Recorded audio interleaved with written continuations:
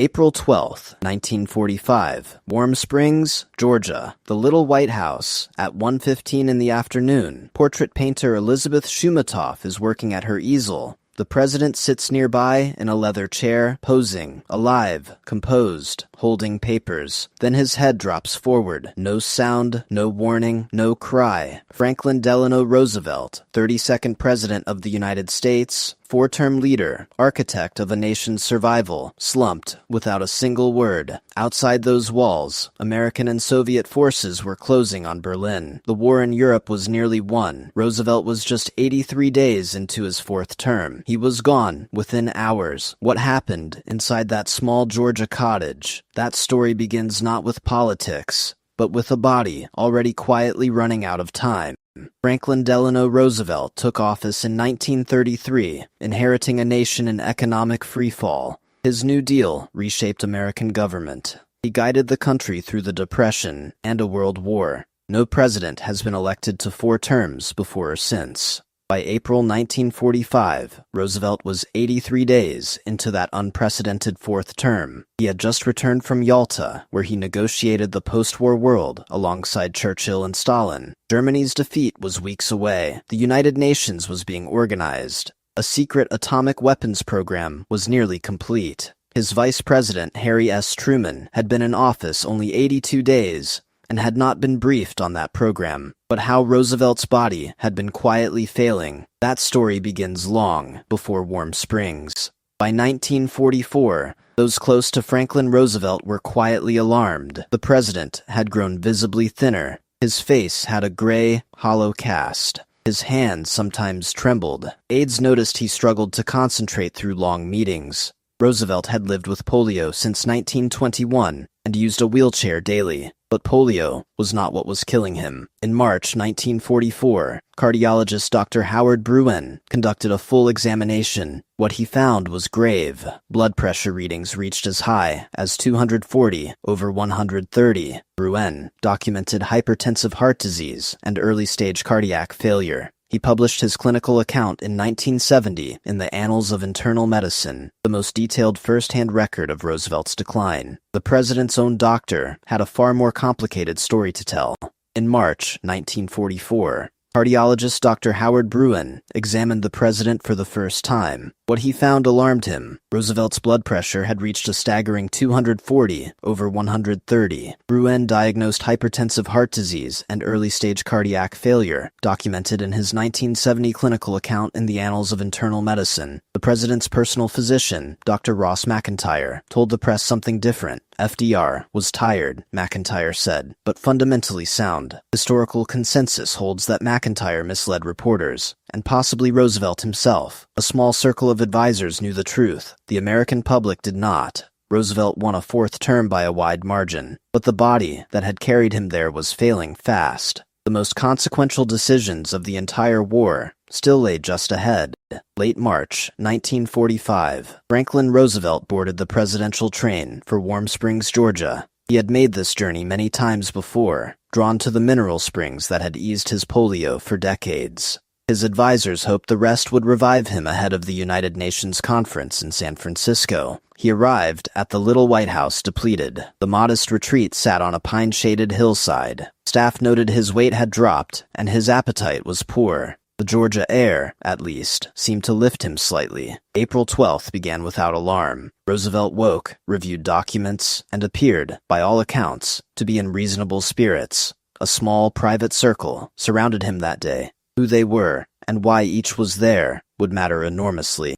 April 12, 1945. Warm Springs, Georgia. Franklin Roosevelt woke that morning and reviewed documents. By most accounts, his spirits seemed calm. In the room, Margaret Suckley, called Daisy, his distant cousin and devoted companion, Lucy Mercer Rutherford, was also present, her visit carefully kept from public knowledge. Eleanor Roosevelt had not been told she was there. Elizabeth Shoumatoff, a portrait artist commissioned by Rutherford, arranged her canvas. Around 1 o'clock, Roosevelt settled into his chair to pose. Shoumatoff studied him. The room was quiet. Then Roosevelt raised his hand to his head. "I have a terrific headache," he said. The words were witnessed by everyone present. They were the last he would speak in full consciousness.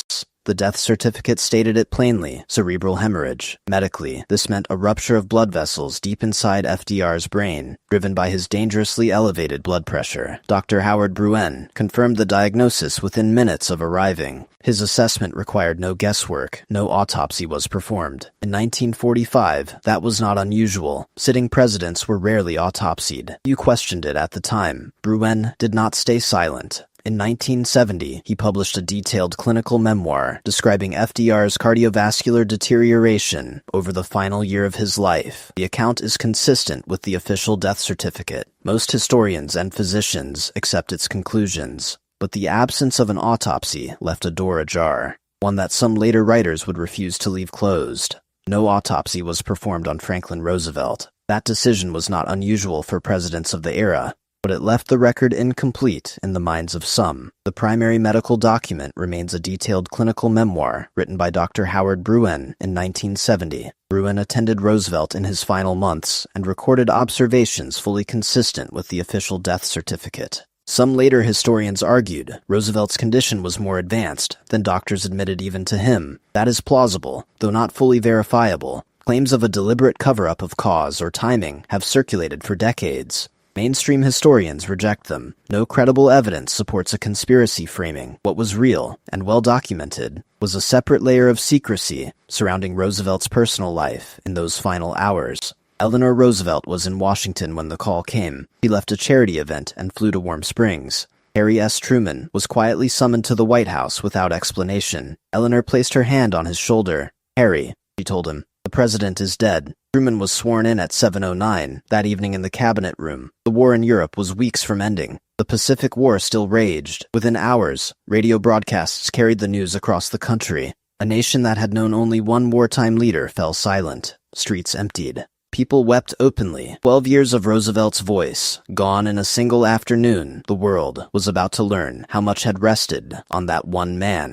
Eleanor Roosevelt was in Washington when she received the call. She flew immediately to Warm Springs. It fell to her to carry the news to Harry Truman. She told him quietly, "Harry, the president is dead." Truman was sworn in at 7:09 that evening, April 12, 1945, in the cabinet room of the White House. He looked shaken. Within hours, radio broadcasts carried the news to a stunned nation. Franklin Roosevelt had guided America through 12 years of depression and war. For millions, no other president was imaginable. Allied leaders mourned openly. Stalin reportedly wept. Soviet accounts vary, and historians treat that claim cautiously. Hitler briefly celebrated, a reaction that changed nothing for a collapsing Germany. FDR's body would now begin its long journey home.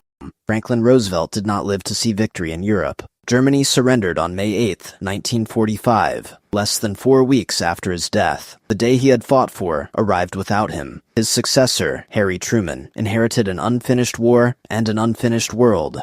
Truman authorized atomic bombs against Japan in August 1945, a weapon Roosevelt had funded but never formally ordered used. The institutions Roosevelt had championed, the United Nations, the Bretton Woods financial system, were completed under another hand. His death also exposed something uncomfortable: how much his failing health had been hidden from the public and from Congress. That concealment sparked lasting debate about what Americans deserved to know. One direct consequence of his unprecedented tenure was about to permanently reshape the office. Roosevelt's death forced an uncomfortable reckoning. For 12 years, the White House had carefully managed and often concealed the president's declining health. The public knew almost nothing of his advancing hypertension, his weakening heart, or his dramatic weight loss. Reporters saw what they were permitted to see. That concealment shaped new expectations. Presidential medical disclosure became an informal obligation every future occupant of the office would carry. Congress drew a separate lesson. By 1951, the 22nd Amendment had passed, limiting any president to 2 terms.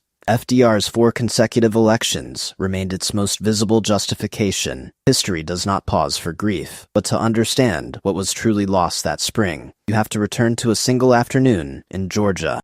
The world learned of his death the following morning. Newspapers ran single-word headlines. Radio programs went silent. In Europe, Allied soldiers wept in their foxholes. Harry Truman took the oath of office within hours, inheriting a war on 2 fronts and a secret he had never been told: the atomic bomb. Eleanor Roosevelt cabled her sons in uniform. FDR's body traveled north by train, through crowds standing in silence along the tracks. He was buried at Hyde Park, New York, on April 15, 1945. The presidency he held for 12 years left the federal government fundamentally larger than it had been in 1933. His legacy still draws both reverence and scrutiny, and the questions surrounding his final months have never fully closed. Franklin Roosevelt was 63 years old when he died. He had guided the United States through its worst economic collapse and its most devastating war. He never saw the surrender. Germany capitulated less than 4 weeks after he was buried at Hyde Park. Japan followed that August. Harry Truman, vice president for only 82 days, now carried the atomic bomb decision. Roosevelt had kept him almost entirely uninformed. Historians still debate whether FDR's visible decline shaped the concessions made at Yalta. That question remains genuinely open. What is not disputed, on April 12, 1945, the man who had redefined the American presidency died quietly in a small house in Georgia. Far from the war he had spent everything to win.